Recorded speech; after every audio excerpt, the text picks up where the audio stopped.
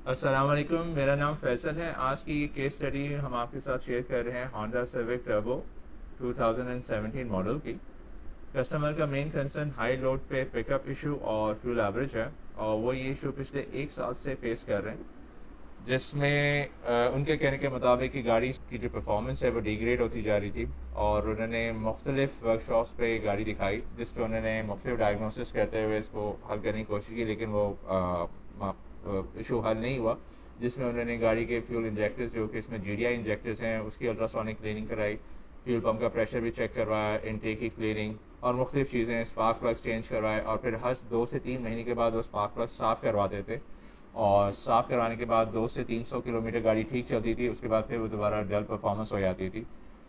इसमें सबसे पहले हमने इसको OBD2 स्कैनर से डायग्नोस किया। उसकी वीडियो इसमें मैं नहीं दिखा सका, लेकिन उससे ज़्यादा ही कि एमिशन एनालाइज़र की मैं आपको स्क्रीन पे आप इसकी वीडियो देख रहे हैं, जिसमें हाइड्रोकार्बन आप ऑलमोस्ट 399 हैं, 400 के करीब हैं। ये हाइड्रोकार्बन्स क्या होते हैं? वो फ्यूल जो कि टोटली अनबर्न कम्बशन चैम्बर से निकल रहा है। कार्बन मोनोऑक्साइड 4.8% है, ये बहुत ज़्यादा है। गाड़ी बिल्कुल इंडिकेट कर रही है कि जी गाड़ी रिस्क कंडीशन पे चल रही है। ये कार्बन मोनोऑक्साइड वो फ्यूल जो कि सेमी अनबर्न या सेमी बर्न कह लें कमर्शियल चैम्बर से निकल रहा है। नॉक्स की वैल्यू अंडर कंट्रोल ही है। CO2 11.87, ये बहुत ज़्यादा कम है। ये बिटवीन 14 to 16% होना चाहिए, और अबव 15 इज़ वेरी गुड।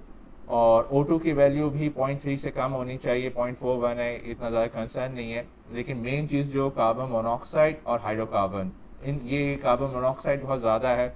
इसके बाद अगर हम देखें लैम्डा, जो कि 1 होना चाहिए, 0.87 है। ये सीधा इंडिकेट कर रहा है कि गाड़ी डेफिनेटली रिच चल रही है। और यही चीज़ OBD2 स्कैनर पे भी दिख रही थी कि मैक्सिमम मैक्स आउट हो रहा था। गाड़ी को डायग्नोस किया। डायग्नोस करने के बाद हमने देखा कि सिर्फ और सिर्फ एयर फ्लो सेंसर, जो कि मैप सेंसर होता है, वो काफ़ी गंदा था। वो कभी भी पिछले डायग्नोसिस में साफ नहीं हुआ। OBD2 स्कैनर पे उसकी रीडिंग 3 ग्राम्स के करीब आ रही थी। और यूजुअली होंडा सिविक के इस वर्जन पे जो आइडल इंजन पे मैफ की वैल्यू होनी चाहिए वो 2 ग्राम्स के करीब होनी चाहिए। मींस कि एयर फ्लो सेंसर जो है वो ओवर रिपोर्ट कर रहा था PCM कार्ड को, जिसकी वजह से गाड़ी रेस कंडीशन में चल रही थी। सिर्फ हमने एयर फ्लो सेंसर साफ़ किया। साफ़ करने के बाद कि आप ये एक ड्राइव दी, और ड्राइव देने के बाद कि आपके सामने स्क्रीन पे एमिशन एनालाइजर की रीडिंग्स हैं, जिसमें देखें हाइड्रोकार्बन जो 400 के करीब था, 40 के करीब आ गया। कार्बन मोनोऑक्साइड ड्रास्टिकली बिल्कुल गिर गया, मतलब 4 पॉइंट समथिंग परसेंट था, वो ज़ीरो हो गया। नॉक्स ऑलरेडी पहले भी कंट्रोल में था, अभी भी कंट्रोल में है। कार्बन डाइऑक्साइड अगर आप अपनी स्क्रीन पे देखें 14.84% पे है, जो कि नियर टू 15, और थोड़ी देर बाद हमने उसको दोबारा भी चेक किया तो 15 से अबव चले गया था। मीन्स के CO2 भी बहुत अच्छी वैल्यू दिखा रहा है। और ये गाड़ी आइडियल इंजन पे अभी स्टार्ट है, और ऑक्सीजन की वैल्यू भी कम हो गई, और वो भी 0.4% थी, 0.17, 0.3% से नीचे होनी चाहिए ये वैल्यू।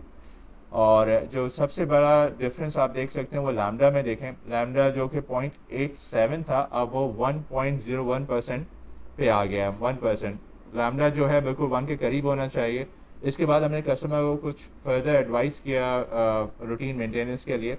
वो उन्होंने डेफिनेटली वो नेक्स्ट विजिट पे वो करवाएंगे। वो अभी इसका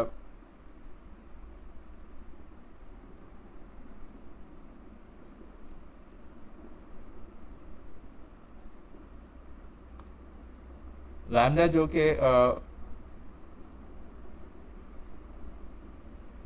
अब इन टूल्स की मदद से ना ही कि आप डायग्नोस कर पाते हैं, बल्कि आपने जो भी गाड़ी का काम किया उसको वैलिडेट भी कर सकते हैं कि आया वो फिक्स हुआ भी है या नहीं। इसकी मदद से मतलब आप काफ़ी आपको एक डायरेक्शन भी मिल जाती है, और डायरेक्शन के बाद आपको रिजल्ट भी मिल जाता है कि क्या आया आपने जो भी काम किया वो फिक्स हुआ या नहीं हुआ।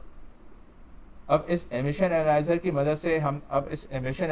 मदद से आप हमें ना ही सिर्फ डायग्नोस करने में बहुत आसानी हुई, इसके अलावा ये कि जो काम हमने डायग्नोस किया और उसके बाद उसको फिक्स भी किया कि आया कि वो फिक्स हुआ या नहीं हुआ। मींस कि हमारा जो भी काम हमने किया है कि वो वैलिडेट करने के लिए हम ये टूल्स यूज़ करते हैं।